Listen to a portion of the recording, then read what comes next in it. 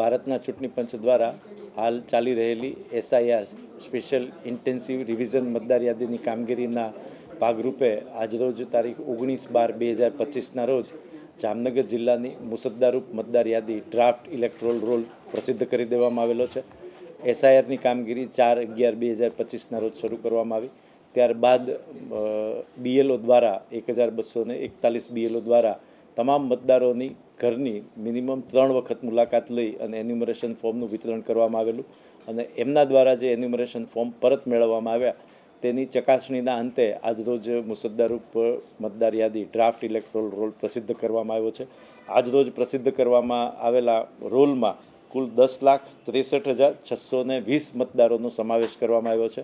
આમાં 1,77,477 મતદારોને સ્થળાંતરિત, મૃત્યુ પામેલા અથવા તો કાયમી રીતે વસવાટ છોડી ગયેલા મતદારો અમને જણાયેલા હતા। એમની અમે અલગથી યાદી કરેલી છે અને એના નામનો સમાવેશ અમારા દ્વારા ડ્રાફ્ટ મતદાર યાદીમાં કરવામાં આવેલો નથી। આજથી 19/12/2025થી 18/1/2026 સુધી મતદાર યાદીની સામે લોકો વાંધા અથવા તો પોતાની રજૂઆત લઈ શકશે અને મતદાર નોંધણી અધિકારી દ્વારા 19/12/2025થી 10/2/2026 સુધી જે પણ મતદારોના નામ મતદાર યાદીમાં નથી, નવેસરથી પોતાનું નામ મતદાર યાદીમાં નોંધાવવા માંગે છે એમની વાંધાની અથવા તો નોટિસ આપી અને સુનાવણી કરશે। આ તબક્કા દરમિયાન અમને કુલ 1,29,128 મતદારો એવા મળ્યા કે જેના નામ 2002ની મતદાર યાદીમાં મેપિંગ નથી।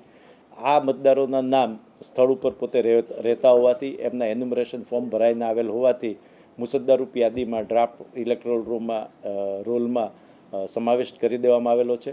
આ તમામ જે નો મેપિંગ મતદારો છે એમને અને જે લોકોની લોજિકલ ડિસ્ક્રિપન્સીસ મતદાર યાદીમાં અમને જણાઈ આવી છે તમામને મતદાર નોંધણી અધિકારી નોટિસ આપી અને સુનાવણી માટે અને હક પુરાવો, દાવા પુરાવો રજૂ કરવા માટેની તક આપવામાં આવશે અને ત્યારબાદ આ કામગીરી 10/2/2026 સુધીમાં પૂર્ણ કરવામાં આવશે અને ભારતના ચૂંટણી પંચની સૂચના અને માર્ગદર્શન અનુસાર 17/2/2026ના રોજ મતદાર યાદીની આખરી પ્રસિદ્ધિ કરી દેવામાં આવશે, જેની તમામને નોંધ લેવા વિનંતી છે।